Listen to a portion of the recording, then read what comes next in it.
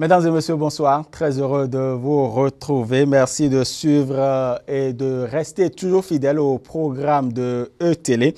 Vous savez, E-Télé, notre souci est de mieux vous faire comprendre l'actualité. Et ce qui relève de l'actualité au Bénin, c'est également les efforts du gouvernement dans le secteur de la santé. Vous savez, il y a quelques jours, il y a une publication de décret portant fixation des taux d'indemnité, de garde, d'astreinte et des heures supplémentaires au profit des agents en service dans les hôpitaux publics du Bénin. Tout ceci pour le bien-être des populations. Et donc, nous allons en parler. Que comprendre donc de ce décret? Quelles sont les implications? Et pour en parler, nous avons invité pour vous des personnes à même de pouvoir analyser ce décret. Je voudrais vous présenter le premier. Il s'agit de Théophile Dossou. Il est le secrétaire général de l'unité CNHU. Bonsoir à vous. Bonsoir, monsieur le journaliste. Merci pour la disponibilité. Merci aussi pour l'invitation. Voilà, en face de vous, nous avons un citoyen, celui-là qui bénéficie des prestations de nos hôpitaux, ou du moins des agents de nos hôpitaux. Il s'agit de Delphin Gangana, que je retrouve avec un plaisir. Bonsoir. Bonsoir, monsieur le journaliste. Merci pour la disponibilité également. Quand on parle de décret, quand on parle d'arrêté, parce que on pourrait quand même, il faut dire que c'est un arrêté qui laisse place à un décret. Parlez-nous-en, Théophile Dossou. Oui, merci. D'entrée de jeu, je ne peux que remercier la télévision qui nous a invités, certainement pour faire savoir aux populations la réalité de ce qui est contenu dans le décret. Au fait, ça fait longtemps que nous avions toujours exprimé le désir ou le souci de voir certaines choses être réglées par les gouvernants. En la matière, je salue la promptitude du gouvernement de son Excellence Patrice Talon, qui a un réflexe, c'est-à-dire aller réparer des torts dans ce secteur très sensible.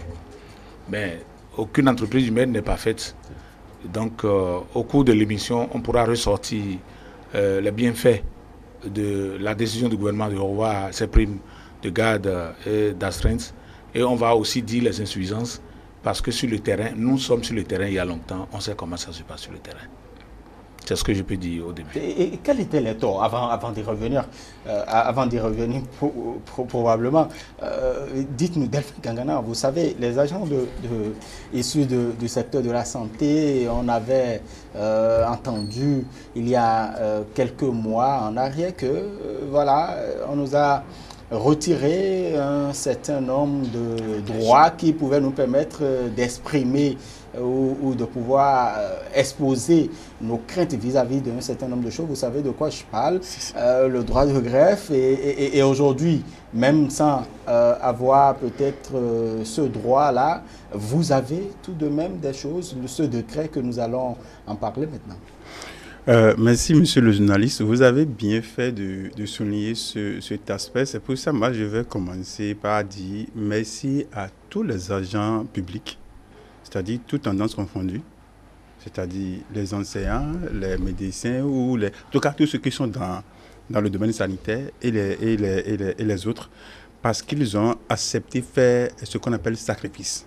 Ce n'était pas facile, mais ils ont accepté accompagner le gouvernement pour que cela soit. Parce qu'une année sans grève, ce n'était pas gagné d'avance. Mais on y est arrivé. Et comme vous l'avez dit, les résultats sont en train de tomber. Donc c'est le moment quand même de remercier d'abord les agents, de remercier le peuple, de remercier celui qui a eu l'idée et qui dit on n'a pas besoin de se taper là-dessus avant d'avoir ce qu'il faut. Et celui qui sait associer la promesse et l'exécution, il faut le remercier. Et comme je l'avais dit au début, les agents l'ont fait même au-delà de moi, de mon attente. Parce qu'on leur avait dit, vous ne pouvez pas faire plus de 10 jours de grève.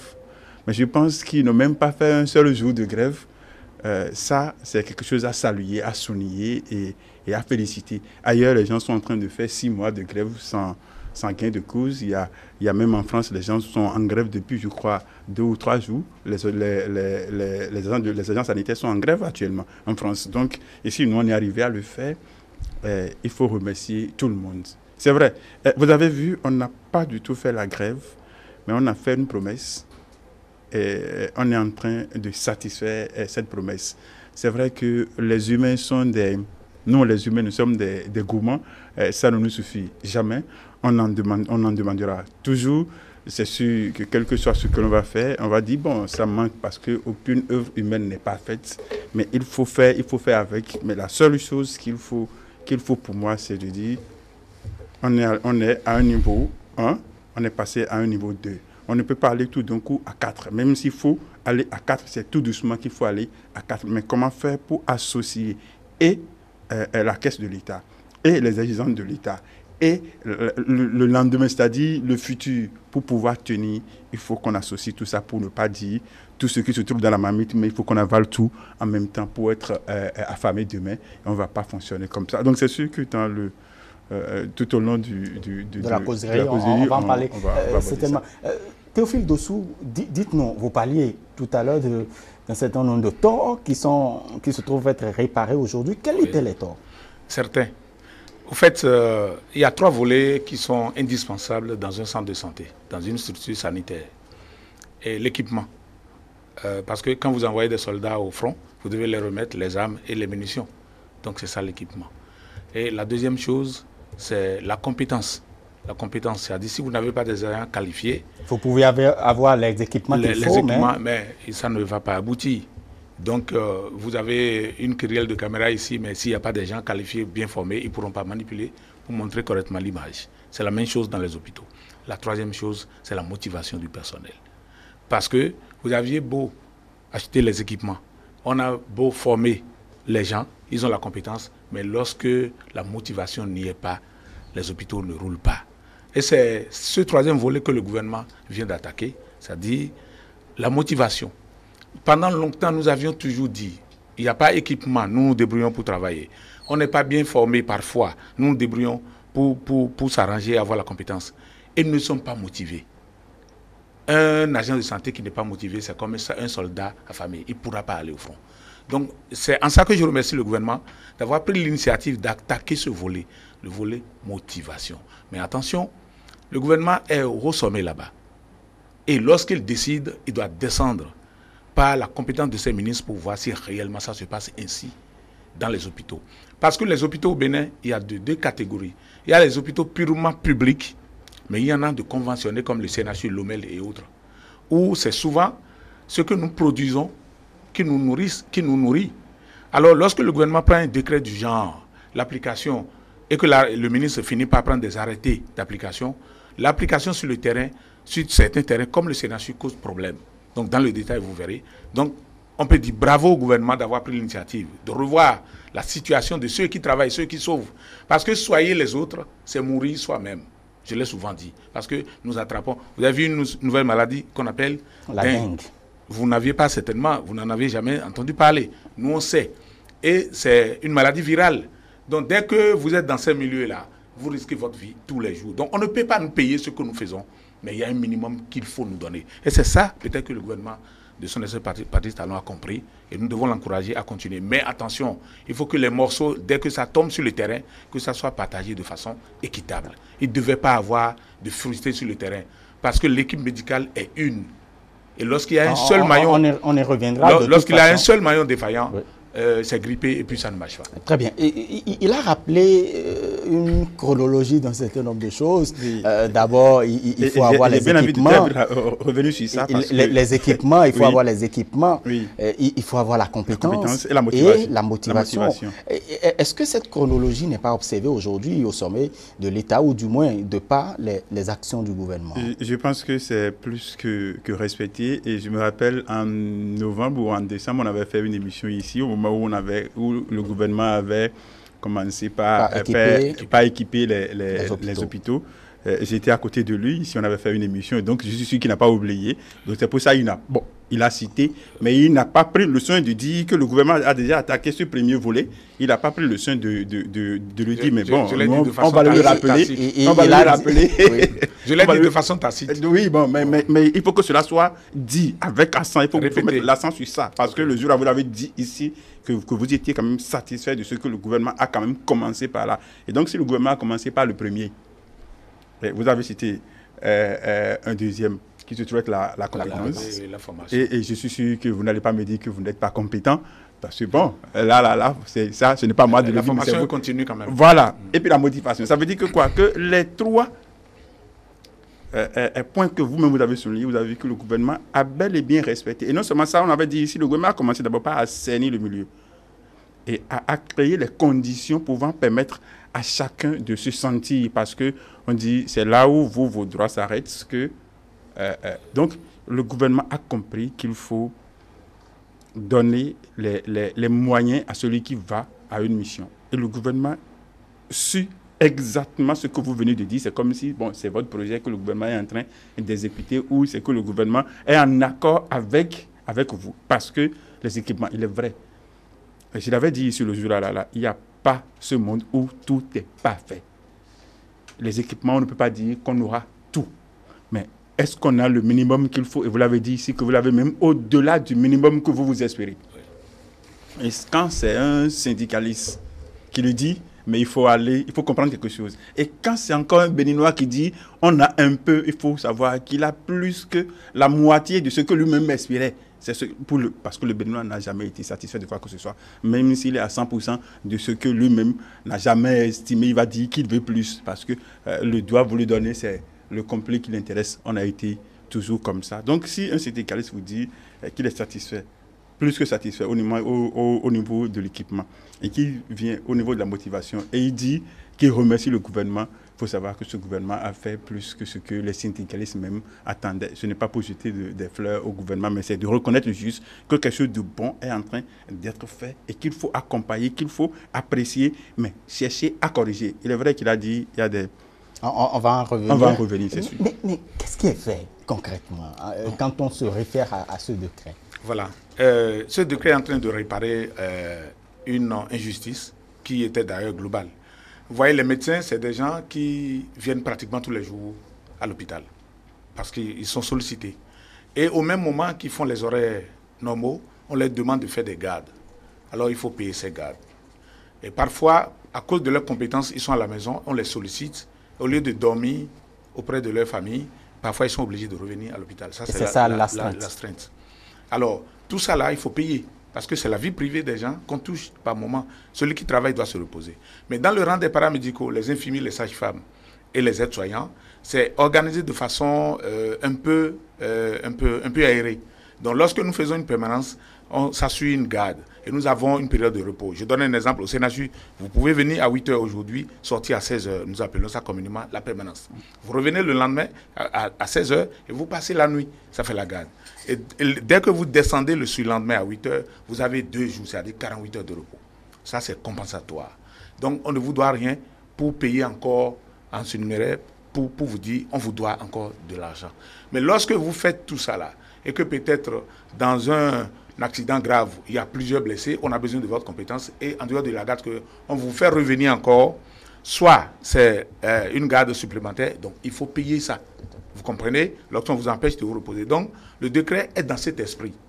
Alors, les médecins, pendant longtemps, on a compris qu'ils étaient souvent assis sur 2 chaises. Ils sont dans le public, ils sont dans le privé. Le chef de l'État a dit non, on ne peut pas soigner en tout cas, on ne peut pas soigner à 2 endroits dans la même journée. Vous choisissez soit le public, ou bien vous restez chez vous dans le privé. Bon, il y en a qui ont réfléchi, qui ont pris le risque d'être chez eux dans le privé, et là où ça donne beaucoup d'argent, mais ça a aussi beaucoup de risques. Mais les plus intelligents, ceux qui n'ont pas cherché à trop réfléchir, disent bon, je reste dans le public. Mais quand on reste dans le public, il y a tellement de contraintes. Soit on est universitaire, on doit parler des étudiants, la formation, tout ça là. On revient encore pour les soins, on est au bloc opératoire. Donc ce décret vient réparer certaines choses. Mais ça existait avant. Le gouvernement a voulu officialiser et perfectionner peut-être. Au CNHU, on payait déjà les gardes aux médecins, les astreintes aussi. Mais ce ne sont pas des choses qui sont faites de façon rigoureuse. Maintenant que c'est un décret présidentiel signé de la main de la plus grande autorité et qui sera suivi des arrêtés d'application, je crois que l'arbitrage sera facile. Et il faut tout de même nuancer parce que quand vous dites que ça existait, il y avait un arrêté 174, oui. L'arrêté 174, et aujourd'hui c'est un décret. Cela vient donner une connotation et une autorité à la chose. Ça, parce que décret arrêté. L'arrêté, le ministre peut venir à tout moment changer. Modifier, alors que le décret, ça doit passer par... Ça peut faire son temps. Tout à fait, et tout cela. D'accord. Donc, c'est ce qui veut se passer. Bon, maintenant, dans l'application, vous allez voir les taux. Il y a quelque part où on paye 25 000 au médecin et l'infirmier ne va recevoir, ou la sage-femme ne recevra que 8 000 francs. Quelque part, on paye 15 000, nous sommes à 6 000. Ce n'est pas les chiffres. Parce que quand nous, syndicalistes, on commence par parler, peser les chiffres, peser, je pèse bien le mot, peser les chiffres, on nous dit, vous êtes gourmand, c'est de l'argent, vous parlez toutes les fois. Vous voyez, les équipes médicales, quand vous tombez dans un hôpital public à caractère national, comme le CNHU, l'OMEL, dans la nuit, lorsque vous avez une épouse qui accouche, les tractations, les efforts fournis par le personnel, vous voyez qu'il y a des catégories qui sont plus sollicitées, comme les infirmiers, les sages-femmes, les aides-soignants. Et en voulant faire la rémunération, en voulant payer, on sent souvent que le gros lot est donné aux médecins et c'est les miettes qui sont données aux infirmiers. Ça avait fait un mécontentement au temps du régime passé et un ministre, parce qu'il a été longtemps médecin en France, il est revenu ici, lui pense qu'il faut gâter ses collègues médecins et le gros cadeau, la grande part a été donnée aux médecins. Ça a donné un mécontentement et c'est suivi de grève pendant plusieurs mois. Parce qu'il y a plusieurs catégories qui étaient frustrées dans le partage du gâteau. Aujourd'hui, nous disons au gouvernement merci. Mais lorsqu'on voit les chiffres, est-ce que la disparité, ce n'est pas d'abord c'est lié au diplôme, parce que quand on dit médecin, ça fait bac plus 7, ça fait bac plus 14, voilà. Oui. Mais dans le déroulement du travail sur le terrain, il faut être honnête, et les professionnels, qu'ils soient agrégés, médecins simples, infirmiers ou sages-femmes, c'est de quoi je parle. Donc c'est ça. Ailleurs, vous allez constater que les chiffres se côtoient, parce que les salaires ne sont pas les mêmes. Aujourd'hui, il faut reconnaître que ce gouvernement a revu encore la situation des médecins. Et des salaires ont été augmentés pendant les 3 ans que son Excellence Patrice Talon a fait, le président Patrice Talon a fait, par rapport aux catégories des médecins. Mais nous, on n'a pas eu. Ce n'est pas un problème, parce que si on parle ça toujours... Viendra, ça viendra. Quand on parle toujours chiffres, c'est comme si on est là pour manger. Non, on est là pour travailler et pour bénéficier des ristournes du travail. Mais il y a quand même, avant de retrouver Delphin Gangana, il y a quand même quelque chose dans ce décret, parce que le décret a pris en compte ou a formalisé ce qui vous était dû quand on parle des paramédicaux sont pris en compte ici, alors que dans d'autres arrêtés, c'était pas formel. On nous a oublié. Ça, il faut reconnaître. C'est qu'on a vu quand même qu'aujourd'hui, il faut considérer tout le monde dans le décret, tout le monde se retrouve. Bon, les disparités dont je parle, c'est des petits querelles que nous faisons entre nous. Et ça peut toujours continuer. Parce que l'essentiel, c'est de ne pas oublier une catégorie. Et ici, aucune catégorie n'est oubliée. Et ça, c'est à l'actif du... Très bien. Ce n'est pas la guerre des diplômes, ni la guerre des taux d'indemnité non plus. Oui, ce n'est pas la guerre des diplômes, mais cette guerre, je ne sais pas pourquoi nous la faisons le plus souvent. Le chef chantier et le manœuvre, ce n'est pas... C'est vrai que peut-être le manœuvre travaille plus que le chef chantier, mais ne gagnera jamais la même chose que le chef chantier. Oui, quand on dit les médecins sont à tel montant et nous sommes à tel montant, mais nous travaillons plus que les médecins. Oui, non, cessons quand même cette querelle qui, chaque fois, nous amène à dire et des choses... Et ça ne plaint pas, Théophile Dossou ne s'en plaint pas, mais c'est... Laissons ça. Et il y a un thème qui... Bon, je l'ai déjà entendu dire plusieurs fois, partage de gâteau. Est-ce que c'est partage de gâteau? Il estimait auparavant. Non, la récompense des efforts, si tu veux. Je préfère qu'il parle de la récompense des efforts, parce que l'indemnité, c'est la récompense des efforts. Mais quand on dit partage de gâteau, c'est que ça frise un tout petit peu. Et non seulement ça, il n'y a pas un secteur qui sera payé à la hauteur de ce qu'il fait. De ce qu'il fait. Hein. Parce que si vous prenez les policiers, ah ouais, mais c'est pas facile. Mais ils ne sont certainement pas payés à la hauteur de ce qu'ils font. Les enseignants vous diront, mais il y a des fois, je suis obligé de dormir dans mes copies. Ma femme est là, mais je ne peux même pas l'approcher. Je me couche avec mes papiers. Au moment où tout le monde est en train de festoyer, moi, je suis obligé d'être en train de composer des épreuves. Il y a des risques partout. Ben voilà, donc il y a des risques partout. Mais bon, on dit, nous, notre métier, non, tous les métiers ont de risques, donc il n'y a pas de métier super puissant que quelqu'un d'autre, parce que si on dit, ouais,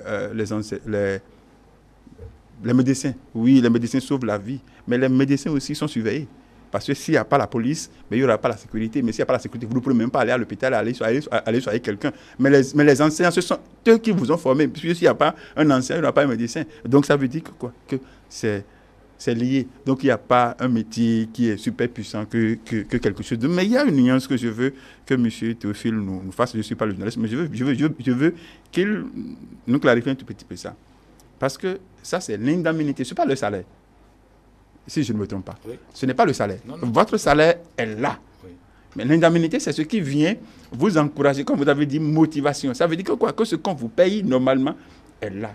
Mais après, on vous dit, oui, vous faites un travail et il faut vous motiver, il faut vous encourager pour faire mieux le travail. Et c'est l'encouragement. Mais est-ce que l'encouragement devrait être plus préoccupant que le salaire? Mais ici, on constate que le salaire, on sait que ça, c'est garanti, mais on court derrière l'autre parce qu'on sait que c'est peut-être là qu'on aura la possibilité on va pas ouvrir des polémiques. Non, pas polémique. Non, je veux qu'on fasse une polémique, c'est pour ça que je le dis.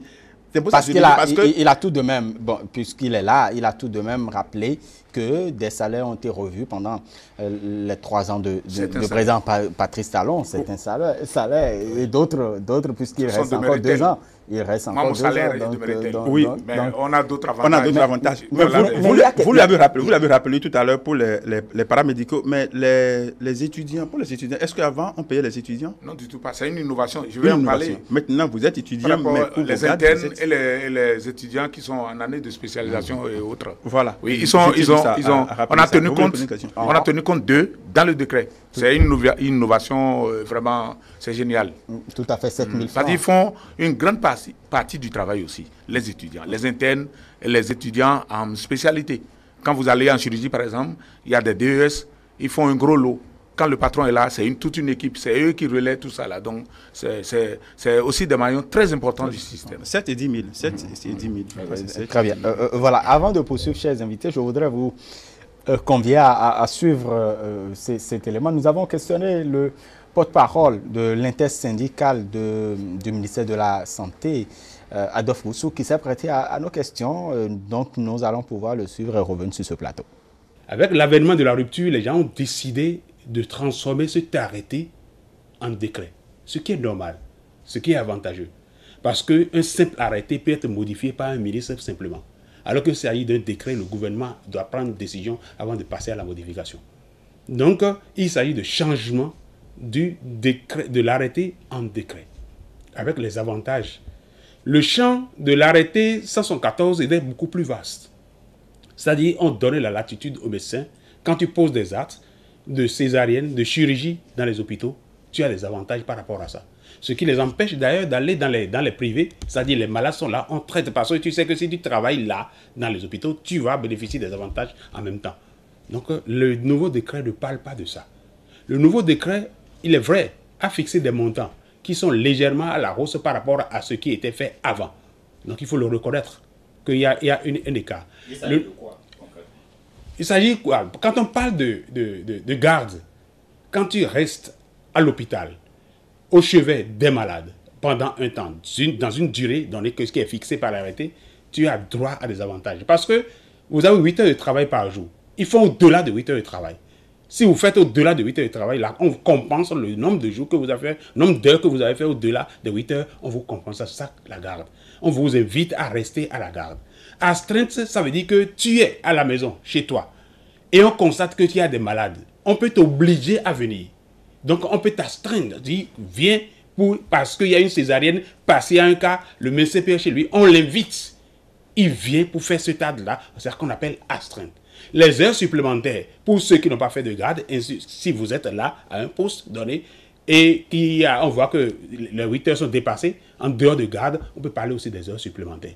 Donc, c'est ça, en général, le libellé de l'arrêté, ou bien du décret. Donc, ces avantages-là existaient avant, à travers l'arrêté 514 signé en 2010, avec des avantages. La différence qu'il y a maintenant, c'est que les montants sont légèrement rehaussés. Là où il y a 10 000, on est passé à 15 000. Là où il y a 20 000, on est passé à 25 000 par rapport au 100. Mais ce qui reste aujourd'hui, c'est qu'on constate que la disparité qui existait entre les médecins et les paramédicaux, ça s'est approfondi davantage. Qu'est-ce que je veux dire par là? On reconnaît que les paramédicaux travaillent beaucoup. Ce n'est pas qu'ils travaillent plus que les médecins, non. Chacun est dans son rôle. Mais la charge de travail repose sur eux. Mais les cas qu'on a fixés par rapport au montant, au moment où l'autre serait en train de prendre 15 000, l'autre serait en train de prendre 6 000. Au-delà même de la moitié. Et en même temps que l'autre serait en train de prendre 25 000, on pense que l'autre doit prendre 8 000. Dans l'arrêté qui existait avant, c'est vrai que ce n'était pas fixé. On a dit simplement que les paramédicaux, lorsqu'ils vont faire aussi un travail du genre, ils seront aussi payés à 5 000 ou bien à 7 000. Est-ce que vous voyez? Donc, la plaie devient de plus en plus béante lorsqu'on évolue. La rupture a posé un acte, c'est vrai. Et on a constaté que les gens doivent être rémunérés. C'est bon. Mais l'écart est trop grand. Retour sur ce plateau, tout le monde apprécie ce décret des disparités. On tient compte toujours des disparités. Un certain nombre de Delphin Gangana. Oui, c'est ce qu'on disait on disait tout à l'heure. Je sais pas, je vais dire que c'est inné en nous ou sinon, L'État syndical reconnaît tout de même que des efforts ont été faits. Il reconnaît que des efforts, mais vous allez voir même que dans leur reconnaissance, je le dirais, dans leur reconnaissance, on sent une reconnaissance timide. Oui, moi je le dis comme ça. Moi je me dis, on sent une reconnaissance timide parce que on dit oui, le gouvernement de la rupture a fait un effort. On reconnaît, oui, a fait un effort, mais a fait un grand effort parce que quoi? On est passé d'abord de l'arrêté à décret. C'est déjà un grand effort. Ça veut dire que quoi? Que on a donné plus de valeur à ce qui était. On a changé même les montants. On a même pris des corps qui, entre-temps, n'étaient pas du tout pris en compte. On les a mis dedans. Et on a... Non, vous étiez à 1. On est passé à 5. Mais on dit, il a fait juste un effort.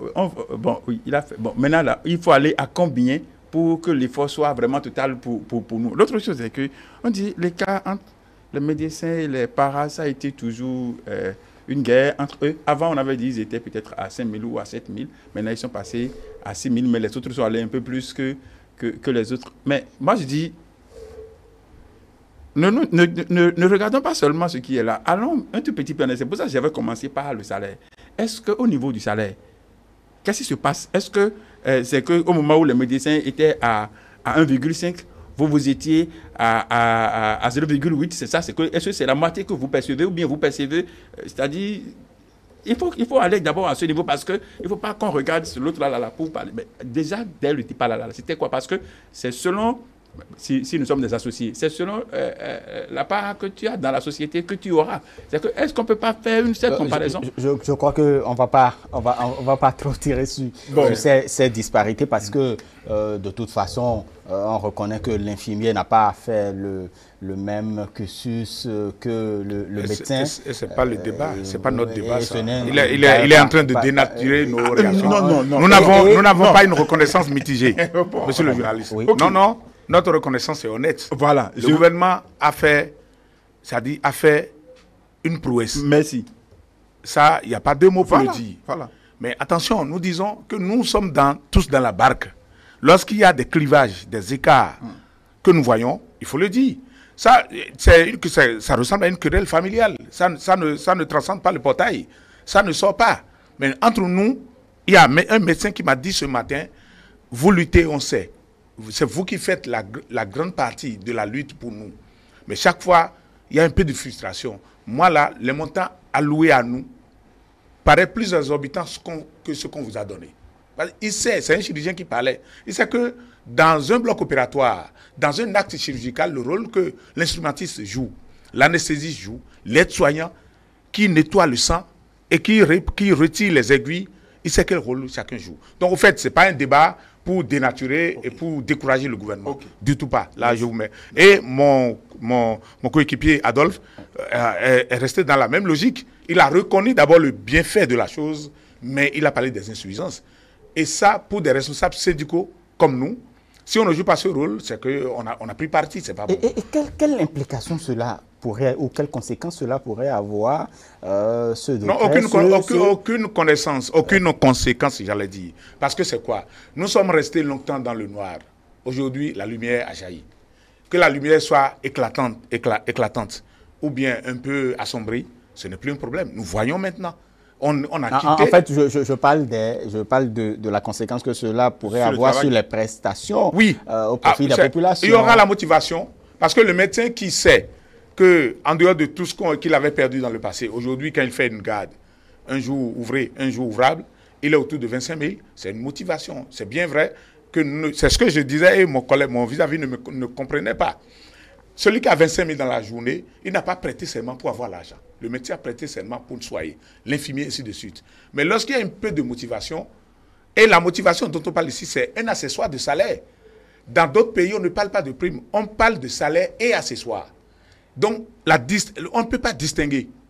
Et lorsque la personne a un salaire et il sent que vous le privez de sa vie privée auprès de sa famille, alors qu'il vient de descendre de l'hôpital, on le rappelle pour l'hôpital, s'il n'y a rien qu'on paye, on paye en retour, il ne sera pas motivé. C'est des humains, nous sommes des humains.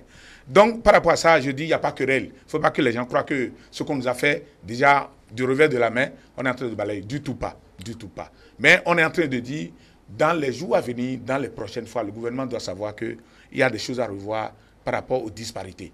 C'est clair, parce que là, nous ne disons rien, mais ça peut jouer en silence sur la troupe. Les disparités... Maintenant, il y a une équivoque que je dois lever. Oui. Monsieur a parlé tout à l'heure de 10 jours de grève. Au début, j'avais oublié tout à l'heure. Non, la grève est carrément enlevée chez nous. Oui. Nous qui portons la blouse, on n'a plus droit à la grève. C'est ce que la loi, ce n'est même pas un décret, c'est une loi votée par l'Assemblée nationale. C'est à contre-cœur pour nous.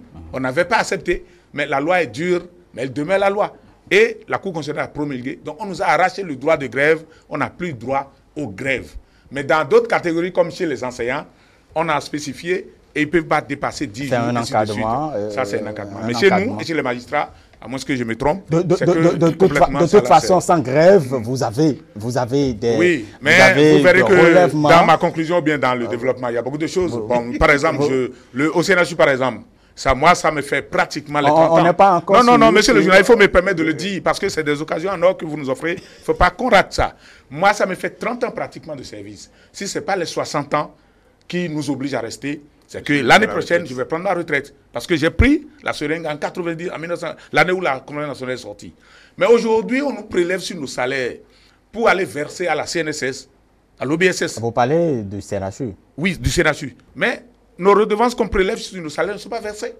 Et les jeunes retraités, il y a 1 à 2 ans, j'attire l'attention des collaborateurs du chef de l'État pour qu'ils sachent que malgré les efforts louables du gouvernement, en bas là, il y a des gens qui jouent mal leur rôle. Et le chef de l'État, tel qu'on est en train de le constater, doit pouvoir taper le poing sur la table et régler certaines choses. Très bien. Mais, vous nous sortez, de notre cadre, de notre cadre de on n'est pas encore sorti du cadre. Mais en réalité, vous savez, le souci du Béninois, c'est de bénéficier des prestations à temps réel et d'une façon accueillante. C'est vrai que l'accueil a changé aussi au niveau de nos hôpitaux publics. On dit enfant, on dit c'est-à-dire quand le rythme d'un tam-tam change, les pas de danse changent. C'est quoi? C'est-à-dire, il a dit, quand vous sentez que ce que vous faites, quelqu'un reconnaît. Même déjà la simple reconnaissance, même si ce n'est pas financier, vous motive déjà. Quand il y a la reconnaissance et quand vous vous trouvez dans un bon environnement, vous aurez du plaisir à travailler. Et quand vous êtes d'abord dans un bon environnement et vous avez les outils nécessaires pour faire le travail et vous avez encore la motivation derrière, il n'y a rien à faire. Vous allez donner le meilleur de vous-même. Et c'est sûr que quand vous êtes à l'aise, les patients aussi seront à l'aise. Parce que quand vous rentrez dans un hôpital, dans un centre de santé et que vous êtes bien accueilli, moi je le dis comme ça, à 50% vous êtes guéri. À 50%, vous êtes guéri. Mais quand vous rentrez dans un hôpital et qu'on ne vous regarde même pas, c'est-à-dire le souci de ce que, est-ce qu'on va même me regarder là, fait que votre maladie s'aggrave encore de plus. Mais quand on vous accueille, quand on vous entoure de l'attention, c'est que vous sentez que je suis quand même quelque part et déjà, on est soulagé. Parce que n'oublions pas que la guérison, c'est d'abord psychologique. Donc, ça, c'est C'est fort. Ce qui se passe aujourd'hui, c'est vrai que beaucoup ne vont pas... Tout le monde ne verra pas le bien fondé de la chose ou bien ne va pas trouver l'impact positif de la chose. Parce que, bon, on va se dire, non, mais ceux qui savent le dire ou ceux qui les savent... gens trouvent quand même l'impact aujourd'hui. Mais oui. Parce que quand vous allez dans les hôpitaux, pour une petite histoire, il y a un changement radical dans l'accueil. Mais c'est ça. Véritablement. Mais ça a changé aussi au niveau du CNHU. Oui, on se plaignait beaucoup au niveau du CNHU et ça a changé. Aujourd'hui, si vous faites un micro-trottoir, vous saurez que les Béninois apprécient aujourd'hui ce qui se passe. Parce que je ne peux que parler de là où je suis. À l'hôpital, les choses ont changé. Dans les accueils, dans les consultations, dans les hospitalisations, l'accueil a littéralement changé. Parce que la pression du gouvernement est descendue sur le terrain. Et notre ministre ne fait pas 48 heures sans venir au CNHU. Et dans les autres hôpitaux aussi, dans les grands centres.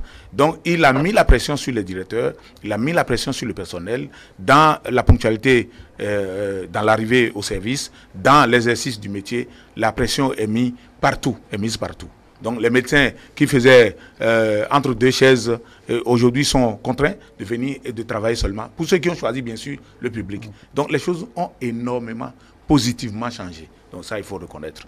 Et ça, c'est à l'actif du gouvernement parce que nous, on a toujours parlé de cette lâcheté de certains gouvernements passés qui n'ont pas voulu prendre le taureau par les cornes. Parce que il faut être dur avec le Béninois pour le ramener à la raison. Le gouvernement a fait, ça peut ressembler à une dictature comme les gens le disent, mais moi, ce qui me concerne dans mon secteur, je parle de mon secteur, je ne suis pas politique, c'est qu'il y a beaucoup de choses qui ont changé grâce à la rigueur, à l'inflexibilité du gouvernement. Et c'est à l'actif vraiment du gouvernement. Très bien, la rigueur. Oui, je profite en même temps, parce qu'il avait fait tout à l'heure une doléance, moi je profiterai pour faire une doléance en tant qu'usager de l'hôpital. Parce que c'est vrai qu'on leur a interdit le droit de faire la grève, mais on ne leur a pas interdit le droit de marcher, on ne leur a pas interdit les sit-ins. Et quand ça ne va pas, on le dit. Non, quand ça ne va même pas un tout petit peu, on le dit et à haute et intelligible. Mais quand ça va, on ne le dit plus. Moi, je l'ai même souhaité. Je lui demande. Je peux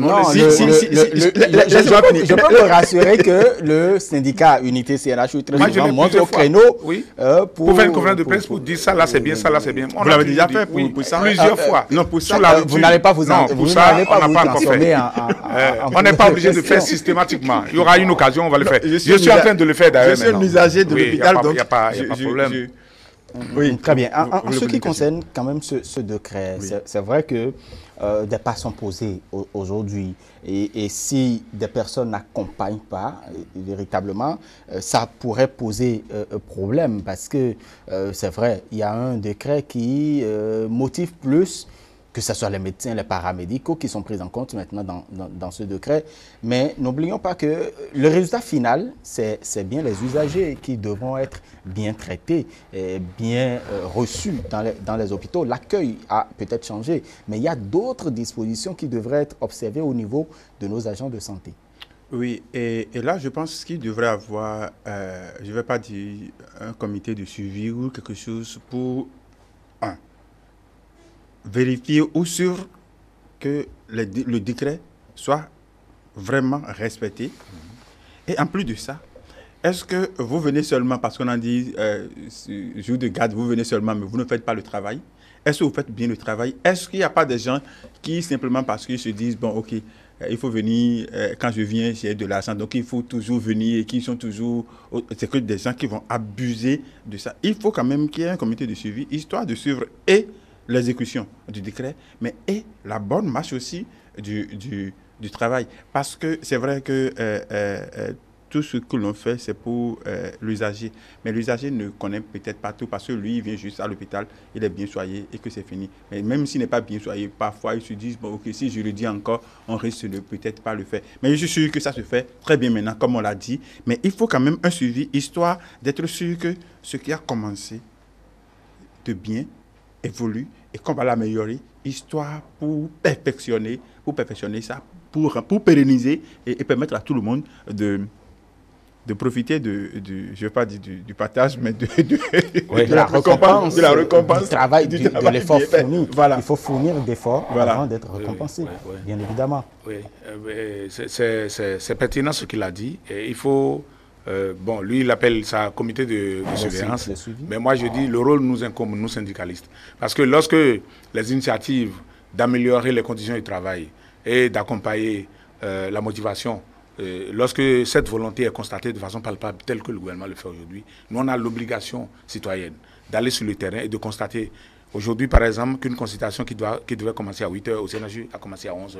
Moi, je n'ai pas hésité à appeler l'autorité pour dire à tel endroit, la consultation n'a pas commencé jusqu'à 11 h 9 minutes. Et les patients sont là depuis 6 h, depuis 7 h. Pour ceux qui viennent d'Alada, de Webo et autres, parce qu'ils viennent vite pour ne pas perdre la place, pour vite passer.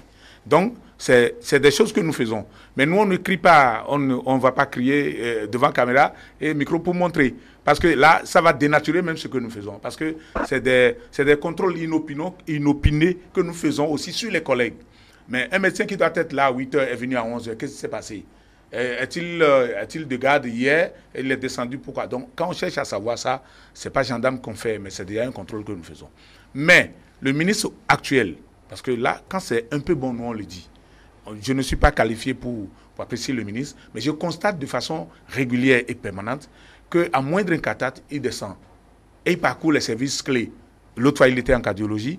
Moi, j'étais allé secourir un patient qui était délaissé. Quand j'ai vu le ministre dans le couloir comme un individu ordinaire. Il n'y avait même pas son garde-corps derrière lui.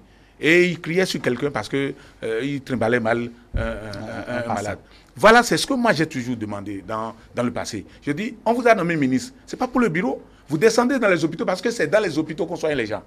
Et les gens peinent beaucoup et ils payent beaucoup pour être soignés. Et on les néglige.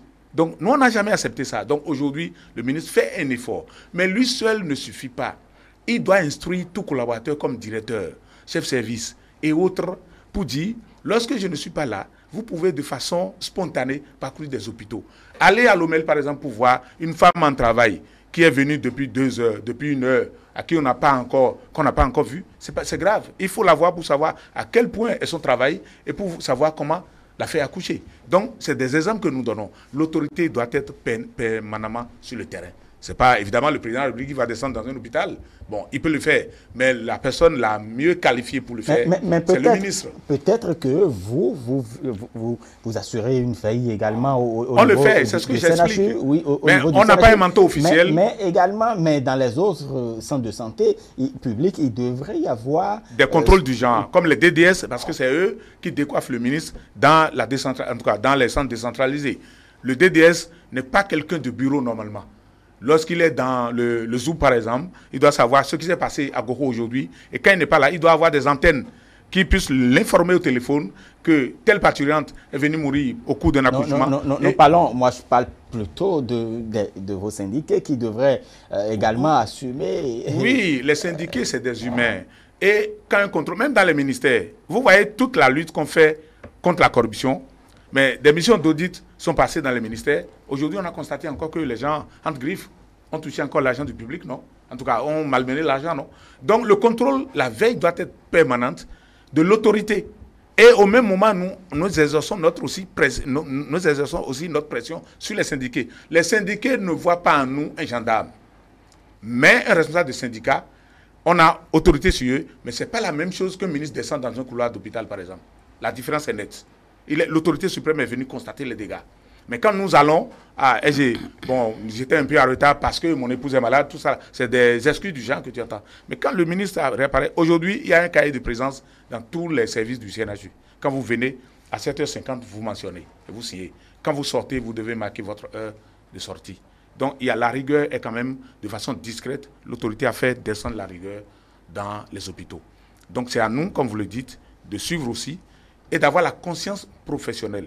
Parce que lorsqu'un infirmière de garde, et on lui a confié des opérés qui doit surveiller la nuit, et qui s'enferme avec une femme, avec un poste téléviseur toute la nuit, et c'est des choses que nous entendons. Vous voulez nous dire que ça se passe comme ça? Ça se passe. On n'en fait pas. Ce n'est pas encore un secret professionnel que je livre. C'est des choses qui se passent régulièrement dans les hôpitaux. Moi, j'ai fait la garde pendant 19 ans. Et il y a des choses que je n'ai jamais faites. Parce que c'est des humains que nous soyons. Donc, nous veillons à ça. Lorsque des occasions d'urgence se présentent, c'est le syndicat qui tape d'abord le poing sur la table pour dire ça ne va pas se passer parce que tu es payé et salaire et accessoire pour ça. Donc, vous ne devez pas abandonner les gens pour tes plaisirs. une sage-femme qui a les rouges aux lèvres, qui manipule les ongles, tout ça là. C'est des choses qu'on est en train de bannir déjà dans les hôpitaux. Et ça doit encourager le gouvernement davantage à continuer à nous mettre à l'aise dans tout ce qui rentre dans le cadre de la motivation. Parce que quand nous nous rangeons et que nous écoutons ce que le gouvernement nous dit, il doit pouvoir aussi continuer à nous gâter, entre griffes bien sûr. Très bien, il vous gâte déjà, certainement. Très bien. La conscience professionnelle, il a évoqué, c'est ce qui manque le plus dans nos administrations. Aujourd'hui, nous parlons du secteur de la santé. Oui, la conscience professionnelle, il a dit, et ça, c'est même c'est la plus grande partie de ce qu'eux, ils sont même appelés à faire, parce que ce sont les syndicats qui sont appelés à former je sais pas comment, les militants et assurent la bonne masse du travail, parce qu'il faut qu'ils le fassent bien pour pouvoir aussi bien revendiquer pour les agents. Mais j'ai noté quelque chose tout à l'heure dans son développement qui parlait de la descente de l'information. C'est-à-dire, quand vous constatez quelque chose, vers qui vous devrez aller ou qui doit pouvoir régler.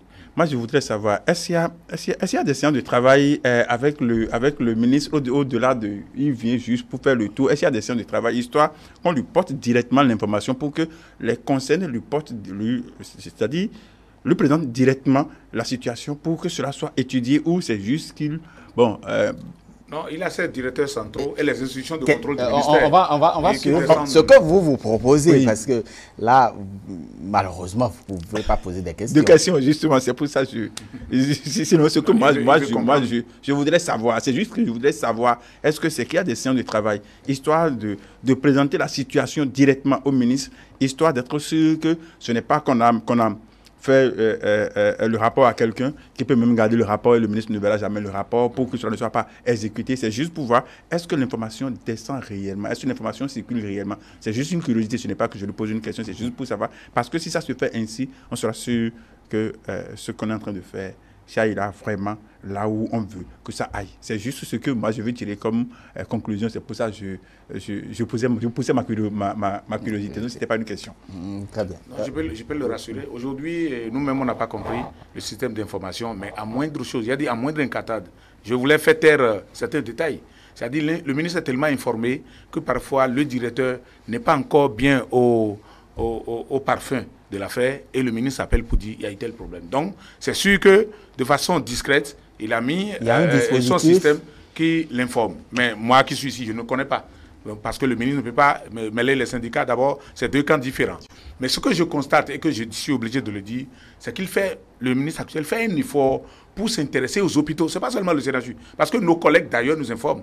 L'autre fois, une femme syndicaliste de l'OCOSA m'a appelé. Il a dit, mais on était là quand il est descendu. C'était la panique générale. J'ai dit, mais c'est ça qu'il nous faut. Parce qu'il faut aller surprendre l'argent pour savoir si la conscience professionnelle dont on parle est exercée hier. Parce que quand le ministre prévient, je viens le vendredi, c'est qu'on balaie tout, on arrange tout, et tout le monde est à l'heure, et il ne verra rien. C'est ce que j'ai dit. Donc, on sent quand même une légère modification du comportement de l'autorité. Et je suis sûr, il ne peut pas avoir ce comportement si le gouvernement dont il est membre ne met pas en tout cas la pression nécessaire sur l'autorité qui nous gouverne, le ministre. Quoi. Très bien. Nous avons quelques minutes encore pour finir cette causerie avec vous.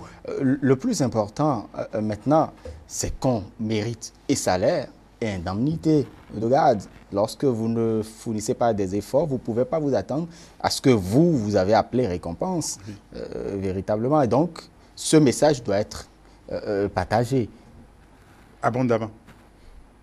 Ce message devrait être partagé, et comme M. Dessous l'a dit et qui le faisait, ce n'est pas seulement les concernés qui vont le faire, vous le faites déjà, mais il faut qu'on le fasse même plus pour que le bien soit aussi entendu. Il ne faut pas que cela soit seulement le mal qui soit distribué en abondance, mais il faut que le bien soit entendu pour se dire, OK, il y a quelque chose qui se fait de bien, et pour le bonheur de l'usager, des patients. C'est vrai pour le bonheur des agents, mais aussi pour le bonheur des usagers. Parce que imaginez quand vous avez votre enfant malade et que vous courez, vous venez à l'hôpital, on vous dit que la porte de l'hôpital est fermée parce qu'ils sont en grève, ou on dit que le médecin n'est pas là. C'est révolu ce temps. Ce temps est révolu. Justement, c'est ce que je dis. Non, c'est ce que je suis en train de dire. C'est que quand on n'a plus ça, ça veut dire que désormais, nous sommes en train de bénéficier de ce que nous espérons. C'est ce que je suis en train de dire. Ce n'est pas que je dis que ça se passe maintenant. C'est que je suis en train de rappeler la situation que nous vivons. Parce que si vous ne connaissez pas le passé et vous voulez donc vous n'irez nulle part. Il faut d'abord connaître le passé pour pouvoir améliorer et dire qu'il y a quelque chose de nouveau. Donc je suis juste en train de rappeler ce qui se passait. Mais aujourd'hui, si nous ne vivons plus ça, mais ça c'est quand même quelque chose de très bon pour nous tous, et les agents, et la population, et le Bénin tout entier. Pour finir, si vous avez un souhait ou un espace sur lequel vous attendez le gouvernement. Il y a une démarcation qu'il faut faire à mon ami, à mon vis-à-vis. Les métiers se complètent, les professions se complètent. Oui. Ben, il y a des métiers qu'il faut carrément mettre à part. Quand vous assistez, je l'ai dit à un oncle une fois, avec tout le bagage intellectuel universitaire que vous avez, si vous tombez devant une salle d'accouchement et que vous vivez une rupture utérine chez une femme qui veut accoucher, si vous voyez quelle fièvre, quelle température règne dans la salle d'accouchement, avec quelle précipitation, avec quelle rapidité, vous allez comprendre que nous, notre métier est à part. Et lorsque vous recevez aussi dans un service des urgences, j'ai fait 6 ans au service des urgences, quand vous recevez un malade pour un accident vasculaire cérébral, et quand c'est hémorragique, le blanc a bien fait d'inventer le scanner. Et tout ça là, c'est notre métier à part. Donc on ne peut pas nous payer ce que nous faisons, mais on doit nous récompenser par rapport à nos efforts et nous encourager. Et le gouvernement a compris. Ce n'est pas que je leur demande encore. C'est-à-dire qu'ils ont déjà compris ça. Le gouvernement de son excellence parti a compris.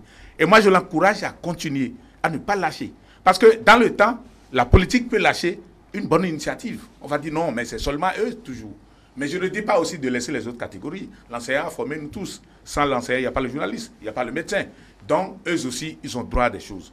Je dis ça, et souvent je souligne ça, pour montrer à quel point nous prenons des risques en disant nous voulons soigner les autres. Ce n'est pas l'argent, c'est la mort qu'on a essayé pour venir dans ça. Donc, par rapport à ce que je peux proposer au gouvernement, c'est quoi?